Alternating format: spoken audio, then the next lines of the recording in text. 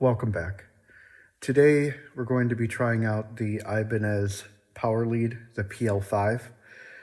This is a Soundtank that Ibanez made in the late 80s to early 90s. They were kind of a little more cheaply made, mostly plastic. I think some of them had metal casings, but mostly the Japanese ones.